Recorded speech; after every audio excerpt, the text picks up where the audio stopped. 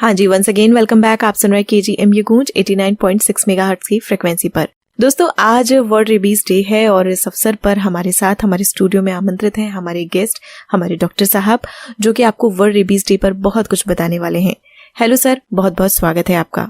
नमस्कार। हेलो। बता दें आपको, आज हमारे साथ जो गेस्ट हैं, आप Ram Manohar Lohia institute of medical sciences से हैं। नाम है आपका डॉक्टर मनीष कुमार सिंह। आप एसोसिएट प्रोफेसर हैं कम्युनिटी मेडिसिन में। सर, बहुत बहुत स्वागत है आपका हमारे स्टूडियो में। धन्यवाद। और रेडियो KGMU गूंज के सभी श्रोताओं को मेरा नमस्कार। तो डॉक्टर साहब आज हमारे बीच में आ चुके हैं और आज हम एक ऐसे टॉपिक पर बात करने वाले हैं जो कि अभी प्रेजेंट टाइम में तो काफ़ी ज़्यादा देखने सुनने में आ रहा है, और वो ये है कि जानवरों के काटने से एक बीमारी होती है, रेबीज़।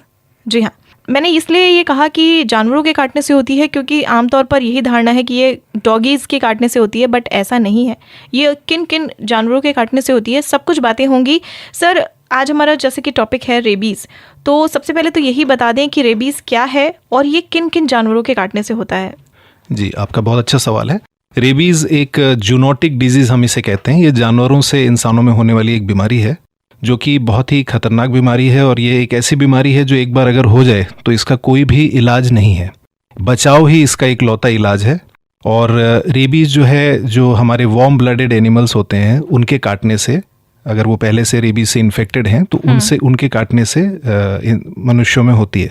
तो ज़्यादातर केस इंडिया में लगभग 97% केसेस जो हैं वो डॉग बाइट से ही होते हैं।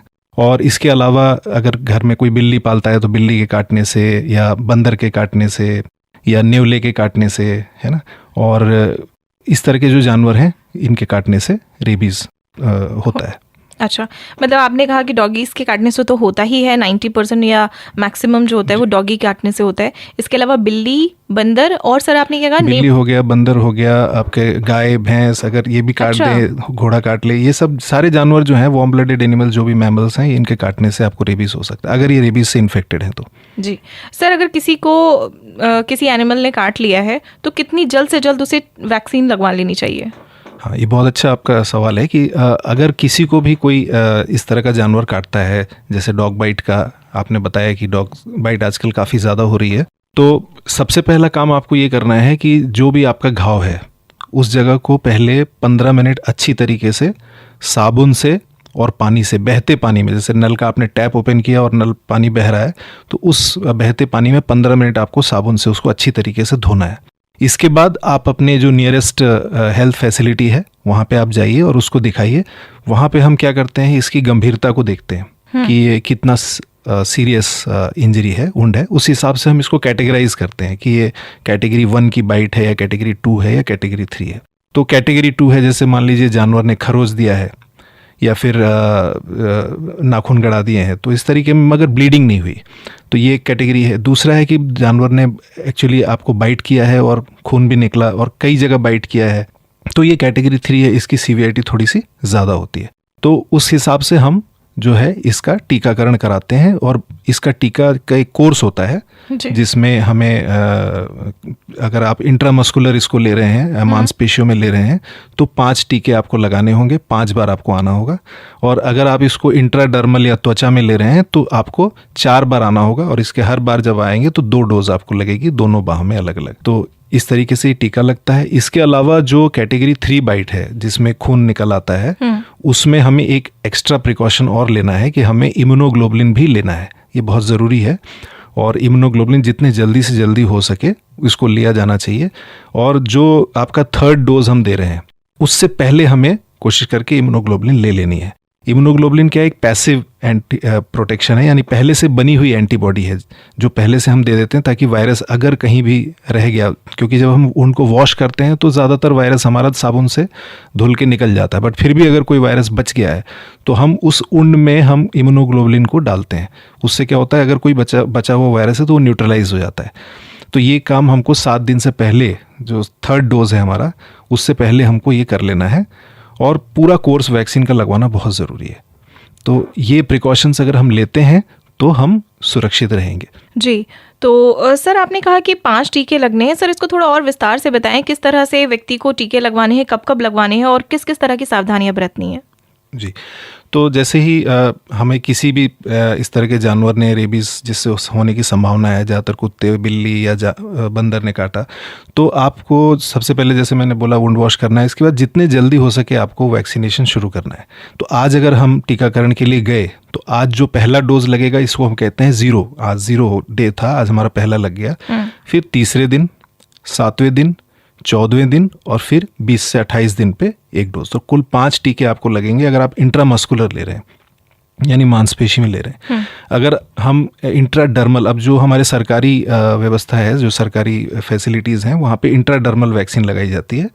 तो इंट्राडर्मल वैक्सीन जो है, जैसे आज पहला दिन है, आप जब अस्पताल में गए और आज जो टीका लगेगा तो आपके दोनों बाह पे, त्वचा पे 2 डोज लगेंगे। फिर आपको तीसरे दिन आना है, उस दिन भी आपको 2 डोज लगेंगे। फिर आपको 7वें दिन आना है, उस दिन आपको 2 डोज लगेंगे। इसके बाद आपको सीधे 20 से 28 दिन के बीच में एक बार आना है, उस समय आपको चौथा डोज लगेगा। तो 4 विजिट आपको करनी होंगी अगर आप इंट्राडर्मल ले रहे हैं और 5 विजिट करनी होंगी अगर आप इंट्रामस्कुलर ले रहे हैं। सर, अगर किसी व्यक्ति को पहले वैक्सीन लग चुकी है, उसे एनिमल ने काटा था और उसके बाद में उसको दोबारा से किसी जानवर ने काट लिया, तब सर उसे क्या करना चाहिए? क्या उसे फिर से वैक्सीन कराना चाहिए? जी, बहुत अच्छा सवाल है ये।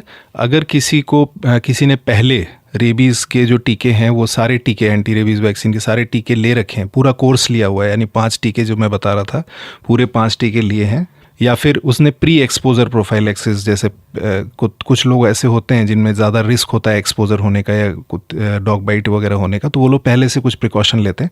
तो अगर उन्होंने पूरा कोर्स किया हुआ है तो फिर उनको अगर 3 महीने के अंदर कुछ डॉग बाइट होती है तो फिर तो कुछ करने की ज़रूरत नहीं है। बट अगर 3 महीने के बाद, 3 महीने निकल चुके हैं, बीत चुके हैं, तो उस केस में उनको 2 बूस्टर डोज लगेगी। तो उसमें 2 टीके और लगने हैं, जो पहले दिन जिस दिन रिपोर्ट करते हैं वो, और तीसरे दिन।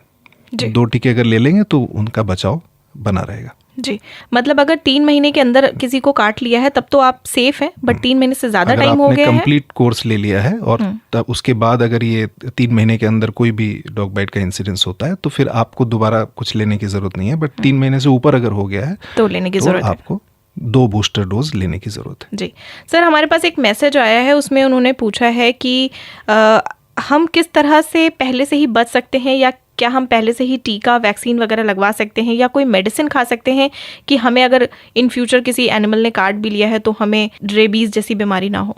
एक्चुअली रेबीज़ जो बीमारी है इसमें प्री एक्सपोजर प्रोफाइलैक्सिस जैसे होती है, जिसके बारे में आप जैसे कह रहे हैं, तो ये सभी के लिए रिकमेंडेड नहीं होती है। बट जैसे हमारे कुछ ऐसे लोग हैं जहाँ पे अनरिकॉग्नाइज्ड चला जाए, यानी रेबीज़ से एक्सपोजर हो जाए और पता ना लगे, या फिर अनरिपोर्टेड चला जाए, यानी रेबीज़ को डॉग बाइट हुई और उसका पता नहीं लगा, तो ज़्यादातर अनरिकॉग्नाइज, यानी जैसे जो लोग लैब में काम करते हैं, तो लैब में काम करने वाले जो रेबीज़ वायरस पे काम कर रहे हैं, तो उनमें ऐसा हो सकता है कि उनको पता ना लगे और उनको एक्सपोजर हो जाए, तो उनको प्रोटेक्शन लेने के लिए रिकमेंडेड है कि प्री एक्सपोजर वो ले लें। दूसरा है कि जैसे बच्चे हैं जो अक्सर उनको किसी ने कुत्ते ने काट लिया है, खरोच लिया, वो रिपोर्ट नहीं करते, अपने पेरेंट्स को नहीं बताते, तो वैसे केस में ये अनरिपोर्टेड चला जाता है। तो अगर रेबीड डॉग जो है उसको रेबीज़ है तो फिर उस बच्चे को खतरा रहता है रेबीज़ का। तो इसलिए अब IAP जो इंडियन एकेडमी ऑफ पीडियाट्रिक्स है वो रिकमेंड करती है कि बच्चों को, जिन घरों में जैसे जिन लोगों ने पालतू जानवर रखे हैं या बच्चों को रेबीज़ जो डॉग बाइट वगैरह का खतरा है, तो उन बच्चों को आप प्री एक्सपोजर प्रोफाइलैक्सिस दे सकते हैं। इसमें 3 टीके की डोज लगती है। तो एक जैसे आज अगर हमने लगाई तो आज एक टीका लग गया, फिर एक 7वें दिन पे लगेगा और फिर एक 20 से 28 दिन पे एक टीका और लगेगा। तो इस तरीके से ये 3 डोज अगर ले लेंगे तो आगे कभी भी अगर डॉग बाइट का इंसिडेंस होता है तो वो बचे रहेंगे और उनको सिर्फ 2 बूस्टर डोज की ही ज़रूरत पड़ेगी। तो पूरा वैक्सीन का कोर्स दोबारा नहीं लेना पड़ेगा और इम्यूनोग्लोबुलिन की भी ज़रूरत नहीं पड़ेगी। जी सर, एक मैसेज और आया है हमारे पास में, उनका ये कहना है उन्होंने अपने डॉगी को तो सारे टीके लगवा रखे हैं, लेकिन उनके घर में जैसे बच्चे खेलते रहते हैं या वो खुद ही डॉगी को टच कर रहे हैं तो खरोच वगैरह लग जाती है, तो क्या उस केस में क्या उन्हें खुद को भी वैक्सीन कराने की ज़रूरत है? जी, बहुत ज़रूरी है कि अगर किसी पालतू जानवर ने भी काटा है, क्योंकि हमारा देश ऐसा है कि जहाँ पे रेबीज़ का प्रेवलेंस काफ़ी ज़्यादा है, तो पालतू जानवरों में भी अगर कभी एक्सपोजर हो गया किसी और बाहर के जानवर से तो रेबीज़ हो सकता है। तो पालतू जानवर के काटने से भी या खरोचने पे भी रेबीज़ का खतरा बना रहता है। तो ऐसे केस में भी आपको जो है कंप्लीट वैक्सीनेशन लेना चाहिए अगर पालतू कुत्ते ने किसी को काटा है। क्योंकि अगर भी रेबीज़ उसको पूरे टीके लगे हैं कुत्ते को, फिर भी हम ये 100% नहीं कह सकते कि वो कुत्ता जो है पूरी तरीके से रेबीज़ से प्रोटेक्टेड है, क्योंकि वो कई चीज़ों पे निर्भर करता है कि वैक्सीन कैसे दी गई थी, कौन सी वैक्सीन दी गई थी, पूरा कोर्स दिया गया था या नहीं, जिसने लगाई थी वैक्सीन उसने ठीक से लगाई थी कि नहीं लगाई थी। तो इस केस में अगर पालतू कुत्ता काटता है तब भी हमें पूरा कोर्स लेना चाहिए। और जो लोग जैसे अपने घर में पालतू कुत्ता रखे हुए हैं और कई बार ऐसा होता है कि वो रिपोर्ट करते हैं कि खरोंच लग गई या दांत गड़ा दिया, तो ऐसे केस में वो प्री एक्सपोजर प्रोफाइलैक्सिस जो हम बात कर रहे थे कि पहले से ही 3 टीके ले सकते हैं, उससे उनका क्या है कि जो है बचाव बना रहेगा। और अगर पालतू कुत्ता काट रहा है तो हम उसको ऑब्जर्व कर सकते हैं, देख सकते हैं। तो यूजुअली हम डॉग या कैट अगर पालतू है तो उसको हम 10 दिन तक ऑब्जर्व करते हैं और हम वैक्सीनेशन शुरू कर देते हैं। जैसे अगर कोई पहले से टीका नहीं लिया है तो आप टीका लेना शुरू कर देंगे, 0, 3, 7 हम 3 डोज लेंगे और 10 दिन तक ऑब्जर्व करेंगे। अगर 10 दिन तक कुत्ता स्वस्थ है, उसके व्यवहार में कोई किसी तरह का कोई परिवर्तन नहीं है, तो फिर हम इस जो 3 डोज हमने लिया है इसको हम पोस्ट एक्सपोजर को हम प्री एक्सपोजर में बदल लेते हैं। तो हमें 14वां दिन वाला जो डोज है वो नहीं लेना है, सिर्फ 20 से 28 दिन पे जो डोज है उसको ले लेना है। तो हमारा ये पोस्ट एक्सपोजर हम ले रहे थे वो प्री एक्सपोजर में कन्वर्ट हो जाएगा। सर एक क्वेश्चन और आया हमारे पास में व्हाट्सएप पे कि प्रेग्नेंट महिला या धात्री महिला जो कि स्तनपान कराती हैं, ऐसी महिलाएं क्या वैक्सीनेशन करा सकती हैं? बिल्कुल, रेबीज़ का वैक्सीनेशन जो है वो 100% सेफ़ है। और रेबीज़ ऐसी बीमारी है जो बहुत ख़तरनाक है, अगर हो गई तो इससे कोई आपका बचाव है ही नहीं। तो इसलिए बहुत ज़रूरी है कि सभी लोग ले सकते हैं इसको। प्रेग्नेंट लेडी भी ले सकती है और जो महिलाएं स्तनपान करा रही हैं वो भी वैक्सीन ले सकती हैं। इसका कोई कॉन्ट्रा इंडिकेशन नहीं है, किसी में मनाही नहीं है। तो सर मतलब धात्री महिलाएं जो स्तनपान करा रही हैं या जो प्रेग्नेंट वुमेन है वो तो इसको ले ही सकती हैं, पूरी तरह से सेफ है। लेकिन सर अदर केसेस में भी ये पूरी तरह से सुरक्षित है वैक्सीन लेना, रेबीज़ की वैक्सीन लेना?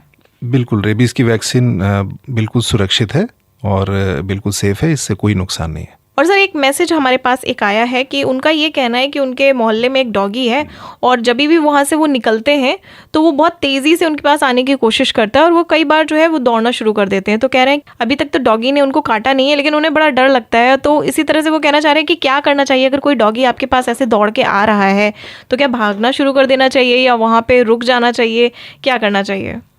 जी, बहुत अच्छा सवाल है ये। और देखिए, जानवर कभी भी बेवजह आपको नहीं काटेगा।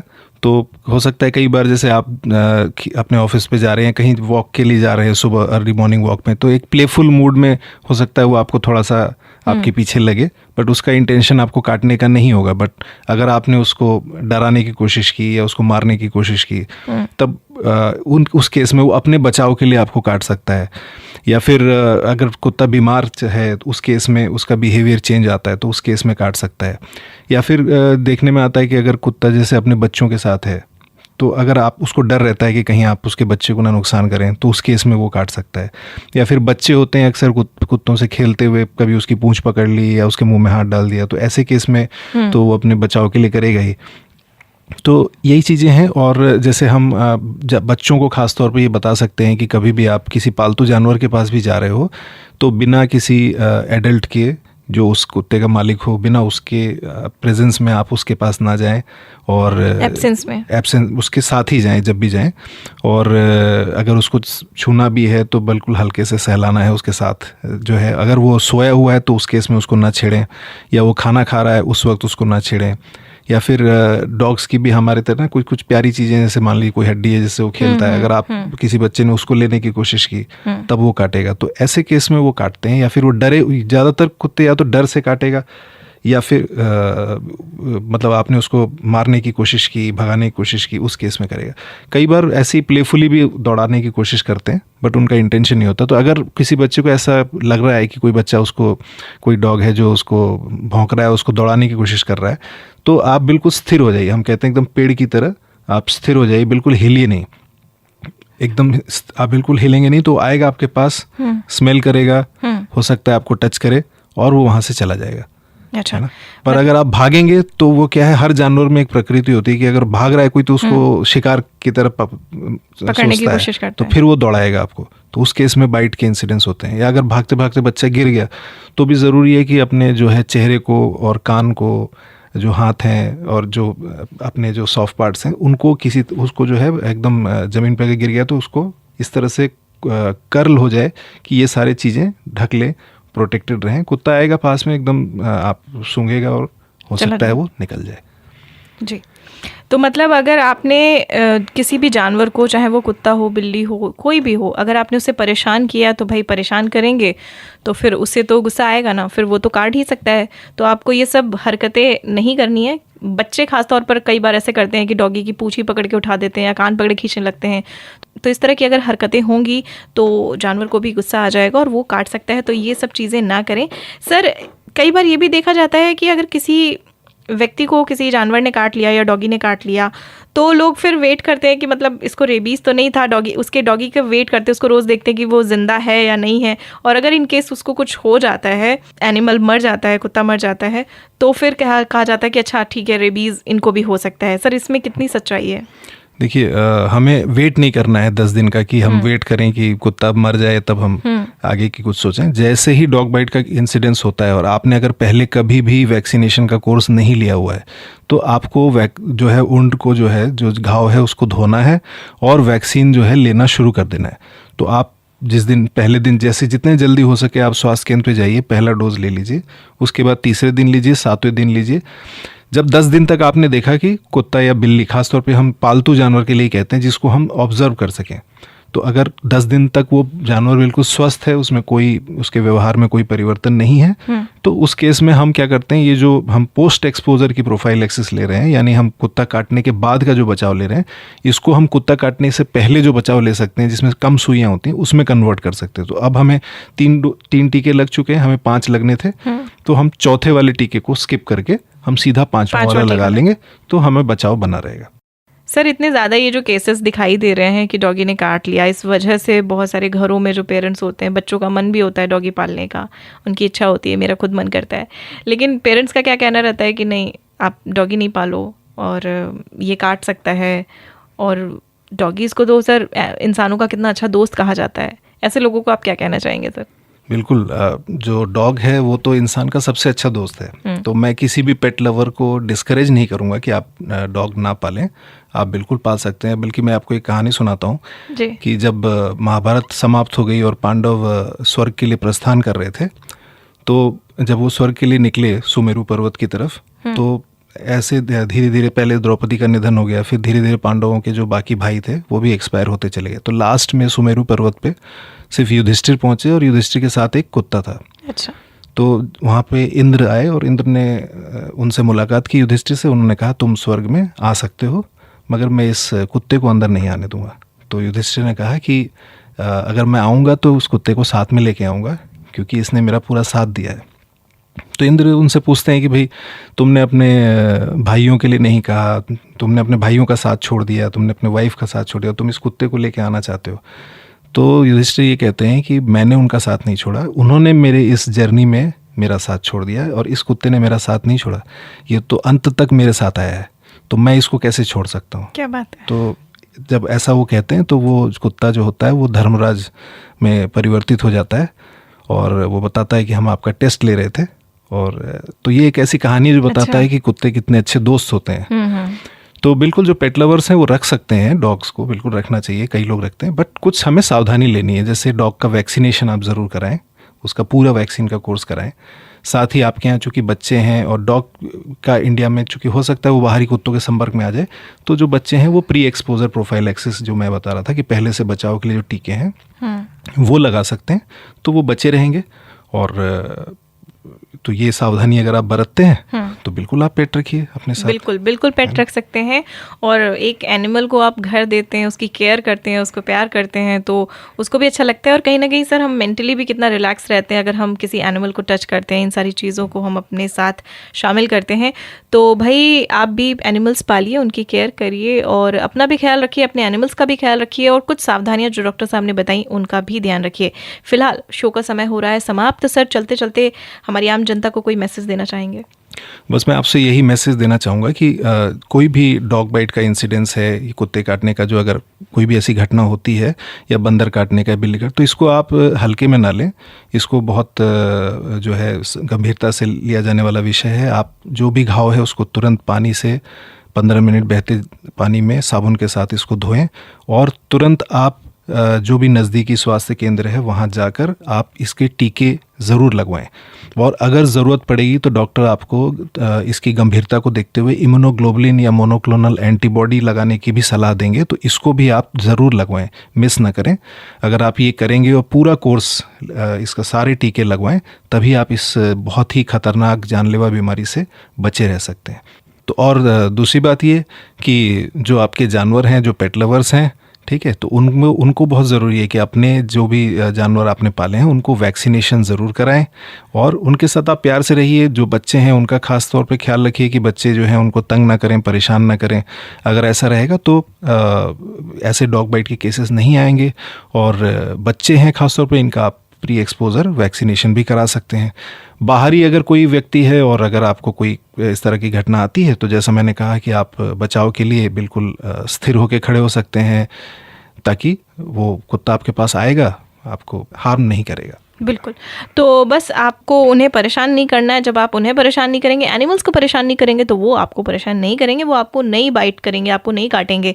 तो ढेर सारी बातें जो डॉक्टर साहब ने बताई, किस तरह से आपको वैक्सीन कराना है, वैक्सीनेशन लेना है, किस तरह से आपको अपना ध्यान रखना है। अगर डॉगी आपके पास आ जाता है तो आपको क्या करना है, अगर आपको डॉगी ने काट लिया है या बच्चे आपके घर में हैं तो आपको क्या करना है। उम्मीद है कि आज का हमारा हेल्थ टॉक आपको बेहद पसंद आया होगा और आप अब एनिमल्स के साथ अच्छे से पेश आएंगे और रेबीज़ जैसी खतरनाक बीमारी से बिल्कुल बचे रहेंगे। आपके स्वास्थ्य की अच्छी कामना करते हैं। और डॉक्टर साहब, आप हमारे स्टूडियो में आए, आपने इतना समय दिया, इसके लिए आपका बहुत बहुत शुक्रिया। Thank you so much. Thank you.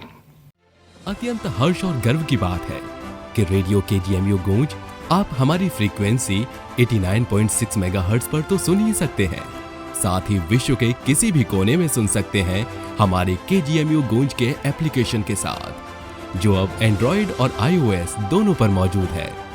Android users हमारे एप्लीकेशन को डाउनलोड करने के लिए प्ले स्टोर पर और iOS यूजर्स ऐप स्टोर पर जाकर टाइप करें KGMU गूंज और डाउनलोड करें जानकारी और मनोरंजन से भरपूर हम सबका अपना रेडियो स्टेशन, रेडियो KGMU गूंज 89.6 FM। रेडियो KGMU गूंज 89.6